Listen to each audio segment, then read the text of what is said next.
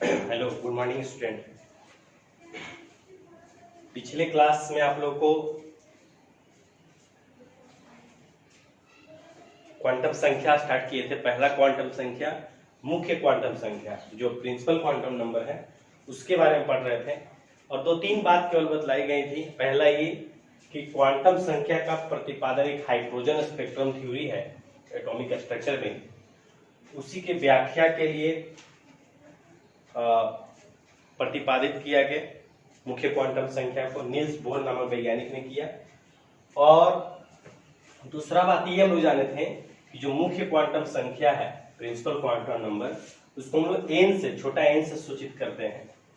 और अब ये पढ़ना था हम लोग को, एक पॉइंट लिखवाए थे आपको कि जो एन का मान है, मुख्य क्वांटम संख्या का जो मान है एन, वो क्या होता है। पहले तो ये जाना था कि क्या होता है, मतलब उसका मान कौन कौन सा मान होता है। तो बताया था कि धनात्मक पूर्णांक संख्या होता है जीरो को छोड़कर। इसके बाद पहला इंफॉर्मेशन पढ़े थे, इंफॉर्मेशन हम लोग को पढ़ना था कि जो मुख्य क्वांटम संख्या है एन का मान क्या क्या बतलाता है। तो उसी में पहला आप पढ़े थे कि एन का जो मान है वो किसी कक्षा में अधिकतम इलेक्ट्रॉन की संख्या को बतलाता है, नहीं 2n² के बराबर होता है। किसी भी कक्षा में अधिकतम इलेक्ट्रॉन की संख्या जो होगी वो 2n² के बराबर होगी। दूसरा इंफॉर्मेशन लिखना है, लिखिएगा एन का मान, दूसरा पहला पढ़े थे, दूसरा लिखना है एन का मान किसी परमाणु के कक्षा संख्या तथा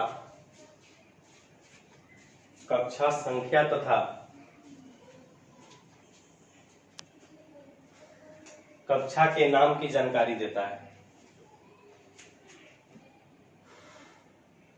नीचे लिखेंगे अर्थात कक्षा संख्या बराबर मुख्य क्वांटम संख्या एन बोले तो मुख्य क्वांटम संख्या।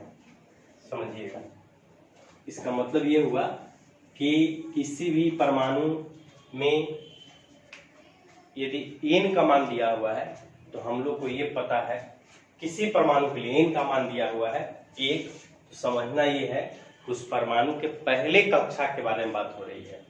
यदि एन का मान 2 दिया हुआ है, इसका मतलब ये है कि दूसरे कक्षा के बारे में बात हो रही है।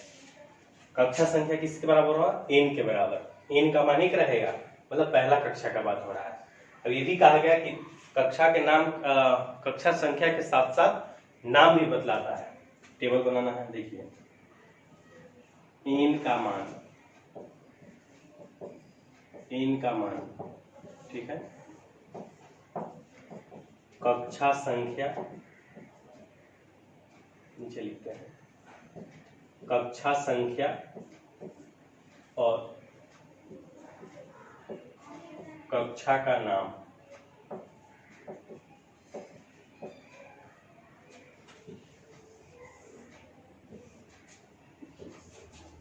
यदि एन का मान 1 लिखा हुआ है तो इंफॉर्मेशन ये मिलेगा एन का मान 1, तो कक्षा संख्या एन के बराबर होता है। मतलब एन का मान 1 है, मतलब कक्षा संख्या 1 है। एन का मान जो 1 है वो क्या बता रहा है, कक्षा संख्या को रिप्रेजेंट कर रहा है। तो एन बराबर 1 है, मतलब पहला कक्षा का बात हो रहा है। पहला कक्षा, कक्षा संख्या 1, पहला कक्षा। कक्षा का नाम क्या होगा, तो जो कक्षा का नाम है वो होगा के। कक्षा का नाम क्या होगा, के। इसी तरह से यदि एन बराबर 2 दिया हुआ है तो एन का मान 2 ये बतला रहा है कि दूसरा कक्षा का बात हो रहा है। दूसरा कक्षा, इसका नाम होता है एल। इसी तरह से 3 रहेगा, तीसरा कक्षा को निरूपित करेगा, नाम होगा उसका एम। एन बराबर 4 है, चौथा कक्षा।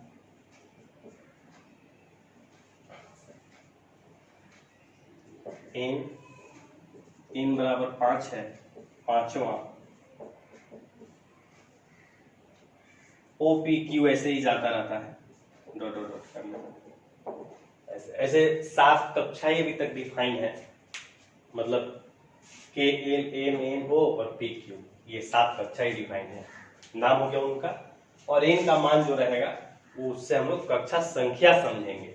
एन का मान किसी परमाणु के लिए 2 दिया हुआ है, इसका मतलब ये है कि दूसरा कक्षा को निरूपित करता है। चलिए दूसरा इंफॉर्मेशन हो गया ये।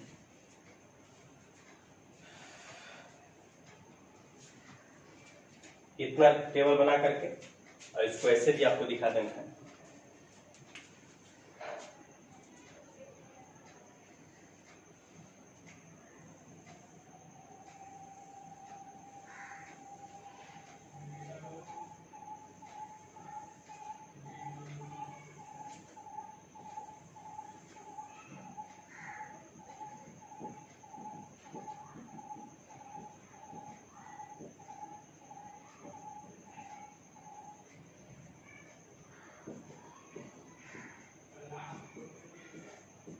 चलिए इसको भी आपको बना लेना है, यही नाम है। फिर ये दूसरा इंफॉर्मेशन था, लेकिन इसमें एक नया टर्म कक्षा आया है। तो ये कक्षा के बारे में हम लोग अभी जाने नहीं है। 11वीं क्लास में कक्षा किसको बोलते हैं, एकदम बेसिक हम लोग क्वांटम नंबर में आपको टोटल परमाणु का, चूंकि हम लोग परमाणु संरचना पढ़ रहे हैं, तो परमाणु संरचना पढ़ रहे हैं तो इससे संबंधित हम लोग का छोटा छोटा टोटल बात क्लियर होगा।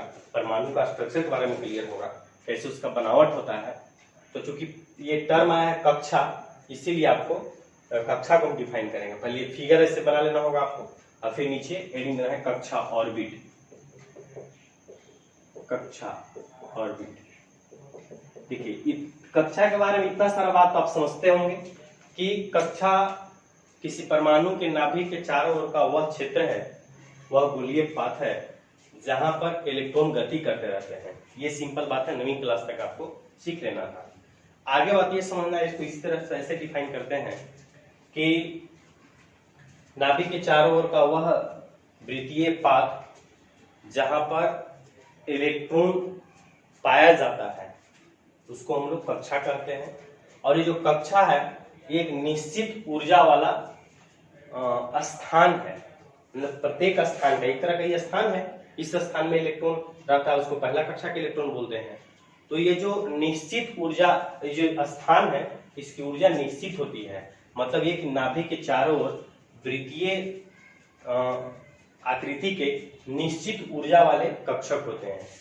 और ये जो ऊर्जा है वो स्तर व स्तर बढ़ता है। सबसे निम्न ऊर्जा का ये हो गया जो सबसे नाभिक के नजदीक है, ये उससे ज्यादा ऊर्जा रखता है, ये उससे ज्यादा। जैसे जैसे नाभिक से दूर जाते हैं इसका ऊर्जा बढ़ता है, मतलब ये कि ऊर्जा का एक स्तर तैयार हो जाता है, इसीलिए इसको ऊर्जा स्तर भी कहते हैं, एनर्जी लेवल भी कहते हैं। किसको, कक्षा को। कक्षा ऑर्बिट सेल जो भी बोलना है बोलिए, ठीक है। दैट्स द क्लियर कक्षा के बारे में लिखिए। परमाणु के नाभिक के चारों ओर का वह वृत्तीय पथ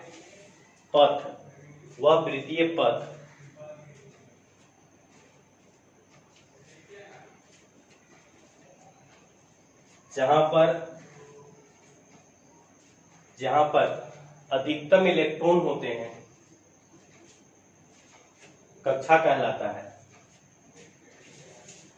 प्रत्येक कक्षा की एक निश्चित ऊर्जा होती है, प्रत्येक कक्षा की एक निश्चित ऊर्जा होती है।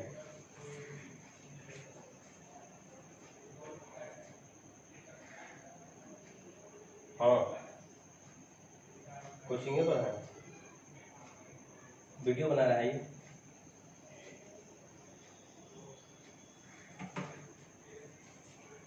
प्रत्येक कक्षा की एक निश्चित ऊर्जा होती है और यह ऊर्जा का मान नाभिक से दूर जाने पर बढ़ता है। इसलिए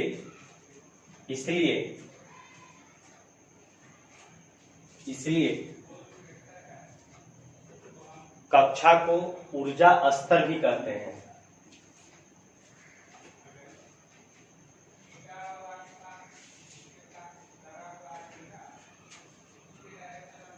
नोट करके पॉइंट लिखना है, नोट करके पॉइंट लिखना है।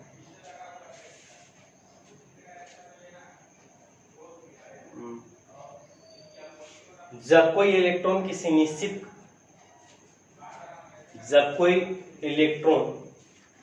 निश्चित कक्षा में गति करता है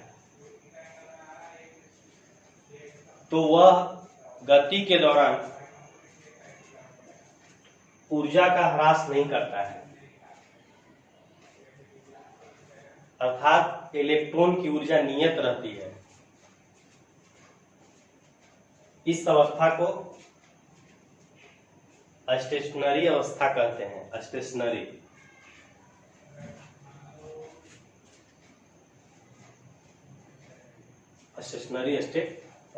अवस्था कहते हैं। चलिए, ये बात आप समझ गए। हम लोग कक्षा के बारे में जाने कि नाभिक के चारों ओर का वृत्तीय पथ है जहां पर इलेक्ट्रॉन रहता है, इलेक्ट्रॉन अधिकतम होता है, मिलने की संभावना अधिक होती है, तो उसको हम लोग कक्षा कहते हैं। प्रत्येक कक्षा की ऊर्जा भिन्न भिन्न होती है और एक निश्चित मान में होती है। और ये जो भिन्न भिन्न ऊर्जा है ये इस प्रकार से भिन्न होता है कि नाभिक से नजदीक वाला का ऊर्जा कम और जैसे जैसे दूर जाएगी ऊर्जा बढ़ता जाता है। फिर इधर नाम वगैरह हो गया। चलिए आगे लिखना है। ये दो इंफॉर्मेशन हम लोग पढ़े थे, पहला कि इलेक्ट्रॉन की संख्या बतलाता है और दूसरा ये कि कक्षा का नाम और संख्या बतलाता है। हालांकि जो पहला इंफॉर्मेशन है वो इसके बाद होना चाहिए था, मतलब पहला वाला दूसरा वाला पहला, ऐसा होना चाहिए था, ज्यादा बेहतर होता। चलिए आगे आपको हेडिंग देना है। हेडिंग नहीं, अभी तो दो ही इंफॉर्मेशन हुआ है ना, तीसरा इंफॉर्मेशन लिखना है। लिखिएगा n का मान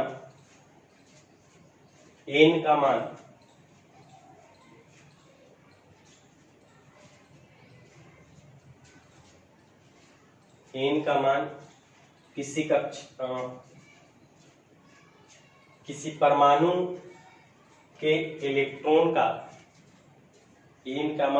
परमाणु के इलेक्ट्रॉन का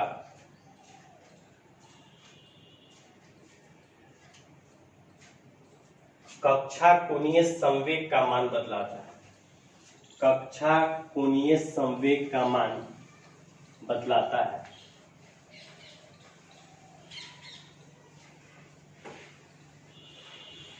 कक्षा कोणीय संवेग का मान बतलाता है।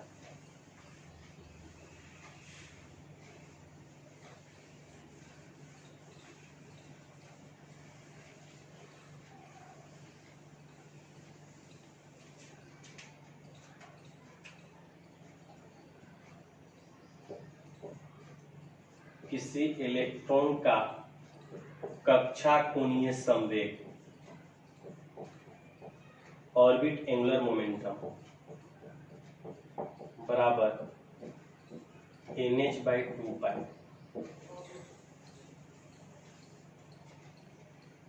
ऑर्बिट एंगुलर मोमेंटम NH/2 पाई। n जो है वो कक्षा संख्या है या मुख्य क्वांटम संख्या, एक ही बात हुआ। क्वांटम संख्या का मान ही ना कक्षा संख्या बतलाता है, तो दोनों मान बराबर होगा। कक्षा संख्या एक बोले मतलब क्वांटम संख्या का मान, मुख्य क्वांटम संख्या का मान 1 है, या मुख्य क्वांटम संख्या n का मान 1 है, इसका मतलब कक्षा संख्या 1 है। कक्षा को n से ही डिनोट करते हैं हम लोग, कक्षा संख्या। और h क्या है? प्लांक नियतांक। इसका मान होता है 6.62 × 10⁻⁻34 जूल इंटू सेकेंड। ठीक है, पाई तो आपका अपना ही है 22/7 या 3.14। देखिए समझिएगा, किसी परमाणु में कोई इलेक्ट्रॉन है, जैसे सोडियम में है तो सोडियम में ढेर सारे इलेक्ट्रॉन है, 11 इलेक्ट्रॉन है। नाइट्रोजन में बात करें तो 7 इलेक्ट्रॉन है। तो किसी इलेक्ट्रॉन का यदि कक्षा कोणीय संवेग निकालना हो, प्रश्न ऐसा होगा कि नाइट्रोजन के 5वें इलेक्ट्रॉन के लिए कक्षा कोणीय संवेग ज्ञात करें, तो हम लोग क्या पता करना होगा? जिस इलेक्ट्रॉन का कक्षा कोणीय संवेग निकालना है उस इलेक्ट्रॉन का हम लोग को कक्षा संख्या पता होना चाहिए, इनका मान पता होना चाहिए। तो नियतांक दिया रहेगा, तो हम लोग को क्या पता होना चाहिए? केवल n का मान। मतलब ये कि जिस इलेक्ट्रॉन का कक्षा कोणीय संवेग निकालना है वह इलेक्ट्रॉन किस कक्षा में, ये पता होना चाहिए। एग्जाम्पल कराते हैं तो आपको क्लियर हो जाए। पहला एग्जाम्पल लिखिएगा, सोडियम के अंतिम इलेक्ट्रॉन के लिए सोडियम के अंतिम इलेक्ट्रॉन के लिए कक्षा कोणीय संवेग का मान ज्ञात करें। कक्षा कोणीय संवेग का मान ज्ञात करें।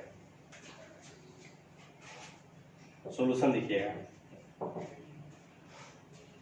अगर हम लोग को पहले ये पता करना होगा कि एन का मान, तो सोडियम के अंतिम इलेक्ट्रॉन मतलब कौन इलेक्ट्रॉन? 11वां इलेक्ट्रॉन। 11वें इलेक्ट्रॉन के लिए कक्षा कोणीय संवेग बराबर NH/2π होगा ना, NH/2π। तो 11वां मतलब अंतिम इलेक्ट्रॉन के लिए हम लोग क्या पता करना होगा? एन का मान। पहले ये नहीं हम लोग लिखेंगे, अंतिम इलेक्ट्रॉन के लिए कक्षा संख्या निकालना है। क्या निकालना है? केवल कक्षा संख्या, एक ही टर्म निकालना ही है, कक्षा संख्या। एन का मान आपको निकालना है। कैसे निकलेगा? आप इसका इलेक्ट्रॉनिक विन्यास देख लीजिए। अंतिम इलेक्ट्रॉन मतलब 11वां इलेक्ट्रॉन। तो देखिए कक्षा के हिसाब से थोड़ा बहुत इलेक्ट्रॉनिक विन्यास यदि आपको आता हो, देखिए 2 8 1 होता है। इसका मतलब क्या है कि सोडियम का पहला दूसरा इलेक्ट्रॉन पहला कक्षा में है, तीसरा चौथा पांचवा छठा सातवां आठवां नौवां और 10वां इलेक्ट्रॉन, ये 8 जो इलेक्ट्रॉन है दूसरा कक्षा में है, और जो 11वां इलेक्ट्रॉन है वो तीसरा कक्षा में है। इसी इलेक्ट्रॉन के बारे में बात हो रहा था, 11वां इलेक्ट्रॉन के बारे में। तो वो 11वां इलेक्ट्रॉन अंतिम इलेक्ट्रॉन के लिए कक्षा संख्या कितना है? 3 ना। एन का मान 3 हो गया, तो हम निकाल लेंगे।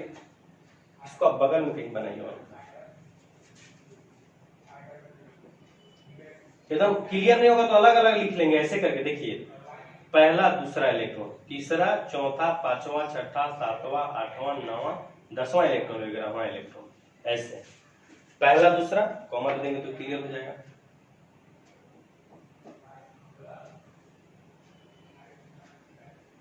पहला दूसरा पहला कक्षा में है, तीसरा से 10वां तक 8 इलेक्ट्रॉन दूसरा कक्षा में है, और 11वां इलेक्ट्रॉन जो है, ये 11वां इलेक्ट्रॉन ये तीसरा कक्षा में। अंतिम इलेक्ट्रॉन 11वां है, इसलिए इनका मान 3 हो जाएगा। तो सोडियम के अंतिम इलेक्ट्रॉन के लिए कक्षा कोणीय संवेग का मान जो होगा, कक्षा कोणीय संवेग वो हो जाएगा NH/2π। एन का मान 3 और एच का मान नहीं निकालना होता है। जो कक्षा कोणीय संवेग होता है एच के फॉर्म में ही होता है, तो 3H/2π लिख लेंगे, यही आंसर हो जाएगा 3H/2π। सोडियम के अंतिम इलेक्ट्रॉन के लिए जो कक्षा कोणीय संवेग होगा वो क्या होगा? 3H/2π। मतलब कक्षा कोणीय संवेग में सिर्फ एक ही बात है, क्या कि आपको ये पता होना चाहिए कि जो जिस इलेक्ट्रॉन का कक्षा कोणीय संवेग निकालना है वह इलेक्ट्रॉन किस कक्षा में है, उसके लिए एन का मान क्या होगा, कक्षा संख्या का मान क्या होगा, और उसी को बस बैठा देना है। बोले क्लियर है ना? पहला ये है, दूसरा आप ऐसे लिख लीजिए एग्जाम्पल। पहला एग्जाम्पल हम सोल्व कर दिए, दूसरा आपको करना है। लिखिए तो फास्फोरस के 7वें इलेक्ट्रॉन के लिए, फास्फोरस के 7वें इलेक्ट्रॉन के लिए कक्षा कोणीय संवेग का मान ज्ञात करें। चलिए आपको क्या करना होगा, फास्फोरस का इलेक्ट्रॉनिक कॉन्फ़िगरेशन आता है। देखिए फास्फोरस का 2 8 5 होता है, पहला दूसरा यहाँ है, तीसरा चौथा पांचवा छठा सातवां इसी में है, 8वां 9वां 10वां तक आप लिख लीजिए, क्लियर हो जाएगा। 1 2 पहला दूसरा इलेक्ट्रॉन, तीसरा चौथा पांचवा छठा सातवां आठवां नौवां और 10वां, इतना इलेक्ट्रॉन इसमें है, और 11 12 13 14 और 15 यहाँ, तो 7वां इलेक्ट्रॉन ही ना है। 7वां इलेक्ट्रॉन के बाद 7वां इलेक्ट्रॉन के लिए एन का मान क्या होगा? 2, तो हो जाएगा 2H/2π। 2 कैंसिल, H/2π आंसर होगा, H/π आंसर होगा। आपको निकाल लेना है, आप सिस्टमेटिक बना लीजिएगा, हम हिंट दे दिए आपको। चलिए आगे रीडिंग देना है, और आगे मतलब अगला पॉइंट लिखना है इंफॉर्मेशन का। एन का मान किसी कक्षा में उपस्थित n का मान किसी कक्षा में उपस्थित उप कक्षा की संख्या की जानकारी देता है। उप कक्षा की संख्या की जानकारी देता है।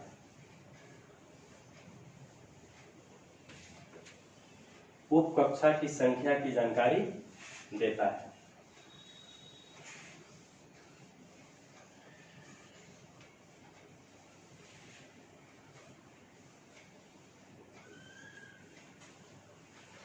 देखिए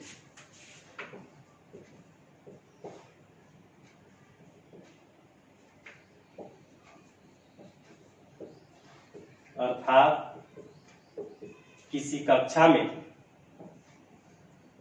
उपकक्षा की संख्या बराबर n का जितना मान होगा उतना ही उपकक्षा होगा। नीचे से आप लिख लेंगे SPDF को उपकक्षा कहते हैं। उपकक्षा क्या है? SPDF जो है उसको उपकक्षा कहते हैं। ये कक्षा में उपस्थित रहता है। किस कक्षा में कितना उपकक्षा कौन कौन रहता है उसी के बारे में इंफॉर्मेशन हम लोग सीख रहे हैं। क्या फॉर्मूला है? किसी कक्षा में उपकक्षा की संख्या बराबर n, मतलब कक्षा संख्या या मुख्य क्वांटम संख्या है। देखिए ऐसे है, n का मान कक्षा संख्या उपकक्षा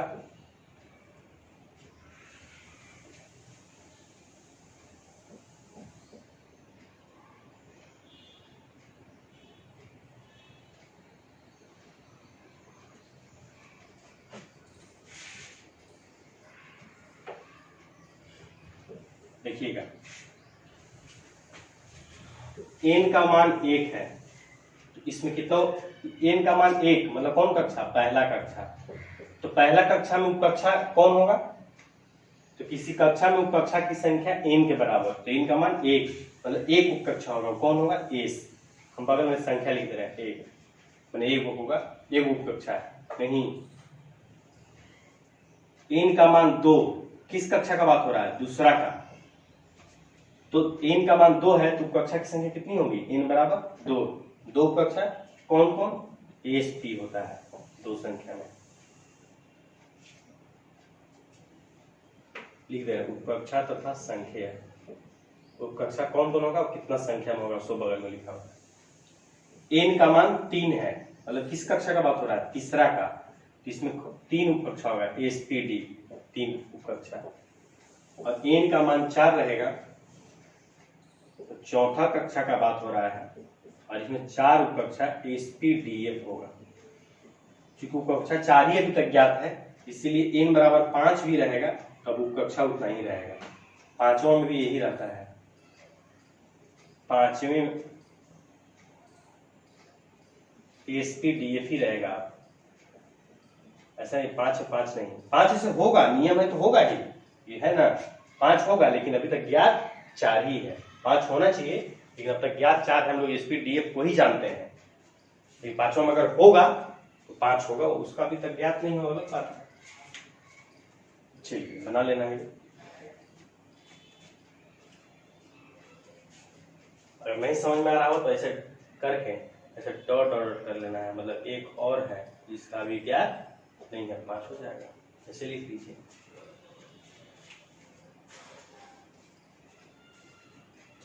चलिए अगला इंफॉर्मेशन लिखना है।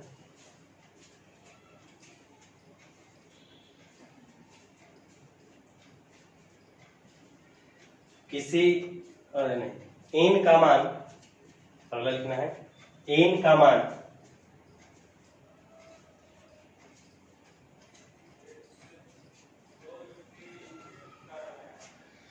मान किसी कक्षा में इलेक्ट्रॉनिक घनापन की जानकारी देता है। n का मान किसी कक्षा में इलेक्ट्रॉनिक घनापन की जानकारी देता है। Paragraph change. n का मान बढ़ने से इलेक्ट्रॉनिक घनापन बढ़ता है। घनापन क्लाउडिंग बोलते हैं, इलेक्ट्रॉनिक क्लाउडिंग का बात हो रहा है। n का मान बढ़ने से इलेक्ट्रॉनिक क्लाउडिंग बढ़ता है। इलेक्ट्रॉनिक क्लाउडिंग क्या है पहले इसको समझना होगा। देखिए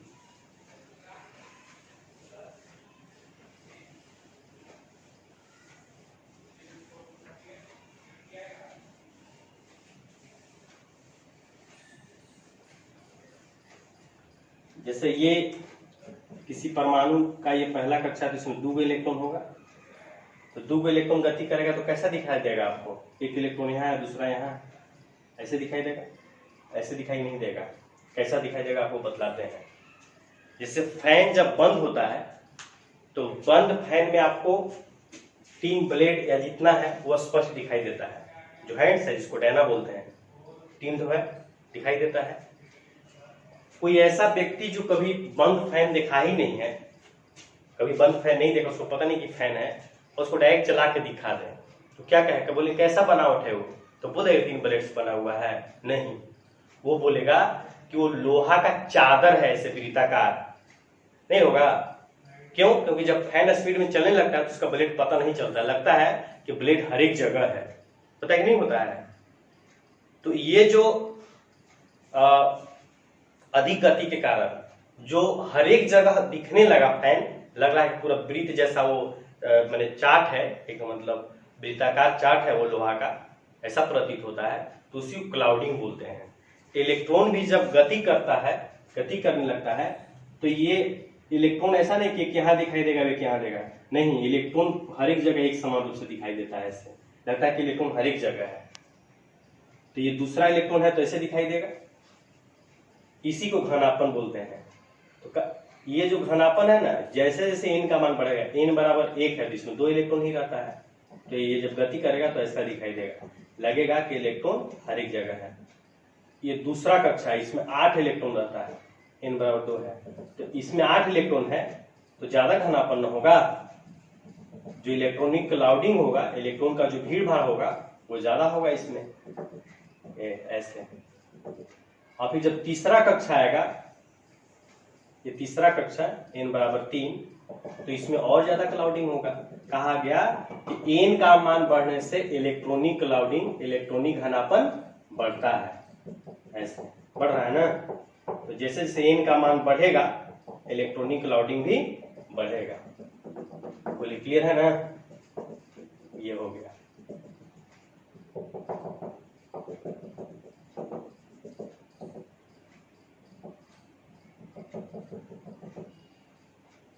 आपको सबसे कम घनापन पहला कक्षा दिखाना है, इसके बाद दूसरा को, इसके बाद तीसरा को। ऐसे n का मान बढ़ने से इलेक्ट्रॉनिक क्लाउडिंग बढ़ता है, ये समझना है। चलिए बाकी इंफॉर्मेशन फिर हम लोग आगे पढ़ते हैं। आप क्वांटम संख्या पहला भी पढ़ रहे, मुख्य क्वांटम संख्या अच्छे से रिवीजन करना है। 1-2 पॉइंट इसमें बच गया, फिर अगले हम लोग एजीमुथल क्वांटम संख्या पढ़ेंगे। आज इतना ही, धन्यवाद।